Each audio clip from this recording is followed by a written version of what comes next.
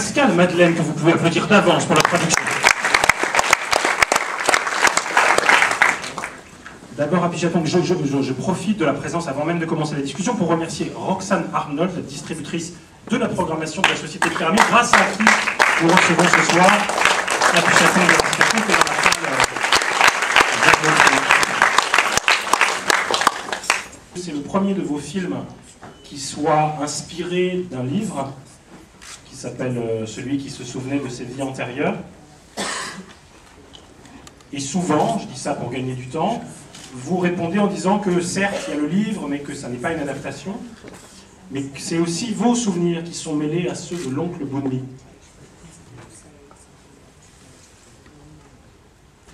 Et donc, plutôt que de se concentrer sur ce qui vient du livre, l'histoire de l'oncle Boonmi lui-même, je voudrais savoir qu'est-ce qui vient de vos souvenirs à vous dans le film qu'on vient de voir.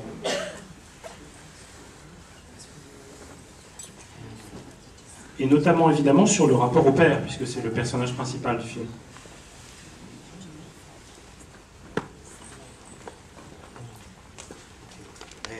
First of all, thank you very much for inviting me.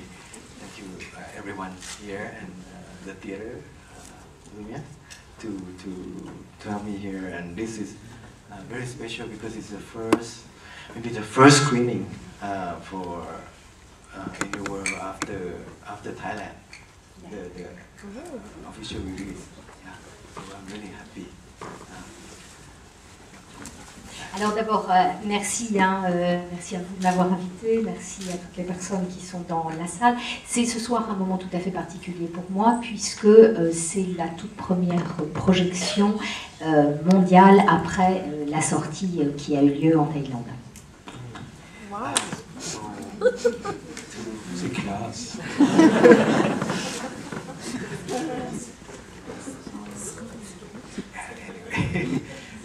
To answer the question, yeah, I have this book for a long time, actually before making Tropical Malady, 2004, and I didn't really know how to make it because it's complex, and at the same time, I really used to make movie that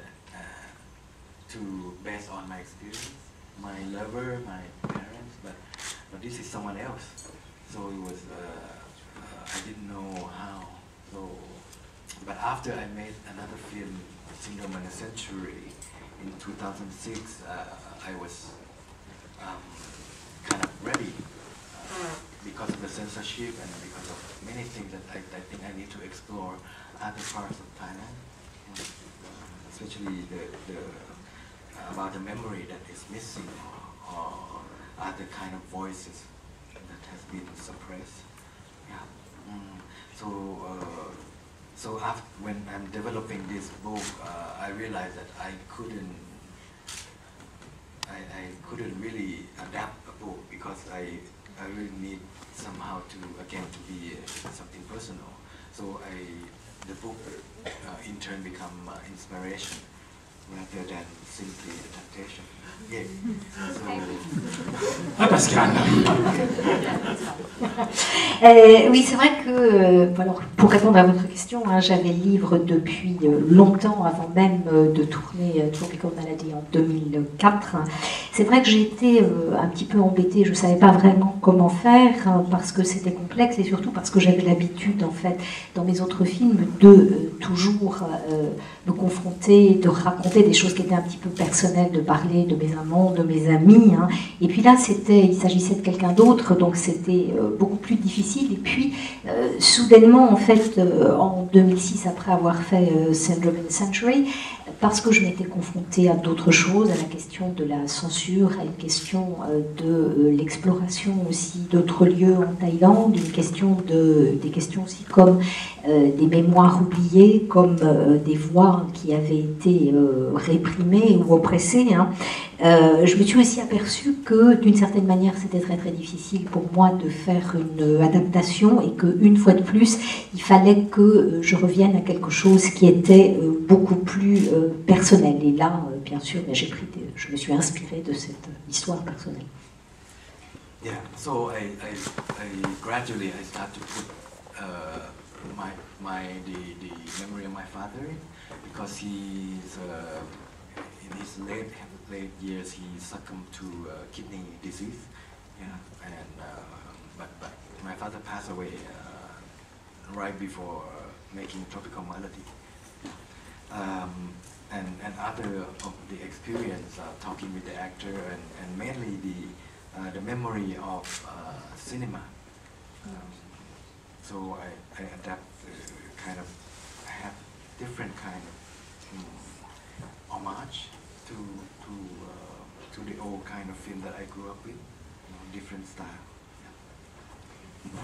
Oui, alors petit à petit, hein, j'ai commencé à travailler, puis j'ai commencé à inclure ce qui était les véritables souvenirs, hein, de mon propre père, qui a lui-même souffert d'une maladie rénale lors des dernières années de sa vie, qu'il a finalement emporté.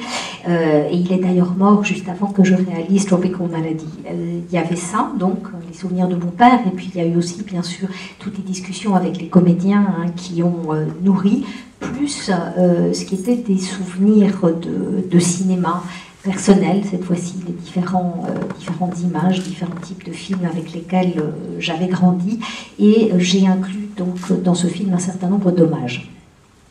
Yeah, so it has become, as you can see, very personal memory that have many references to various kind of style.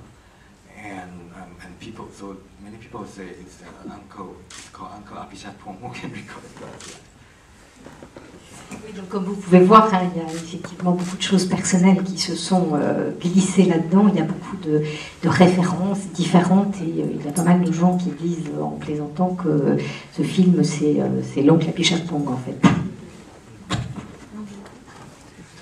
Vous dites souvent à propos de ce film-là que c'est un film aussi beaucoup sur l'illusion, voire d'hommage au cinéma. Vous venez d'évoquer la question des hommages à l'intérieur du film.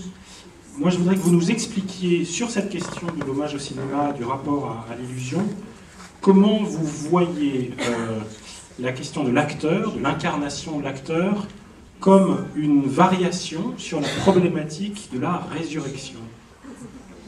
Ah ouais. On ne reçoit pas tous les jours le réalisateur de la Palme d'Or.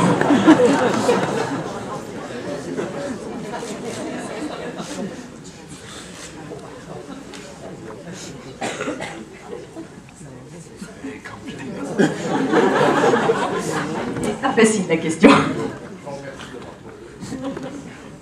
Well, I think you know, this film, you know, as the audience may be very smooth, but for me, as a film 35mm, it breaks into reels, like 6 reels. So each reel has different style. If you care to look for each reel, that's kind of conceptual for me. You know, the first reel, for example, is more like my own style, kind of Apichatpong style. A little documentary. Right? The second reel is inspired by the kind of old television that's shot on stage with certain kind of lighting and certain kind of lighting and framing, actually, framing, acting. Yeah, so it is a bit theatrical. Yeah, for the night scene in the eating dinner. Yeah. So and go on, and the princess is more like different from the royal costume drama that is I grew up with. You know, that has this kind of royal story and the talking animals and fantastic creatures. So this is kind of thing. So for me, this is kind of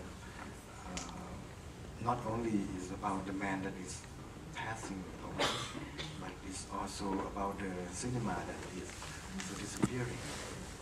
Because I think nobody made this kind of film anymore.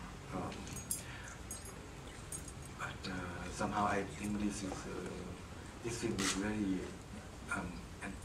one angle is like making for kids in a way, because it's very simple.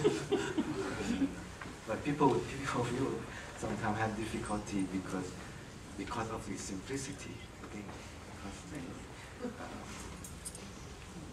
people expect to have now with the Hollywood influence to have complication in the plot and also with the time. So yeah, just to say goodbye, to bring it back and say goodbye. Probably gonna go away with Uncle Bumi, and I can move on to the next film.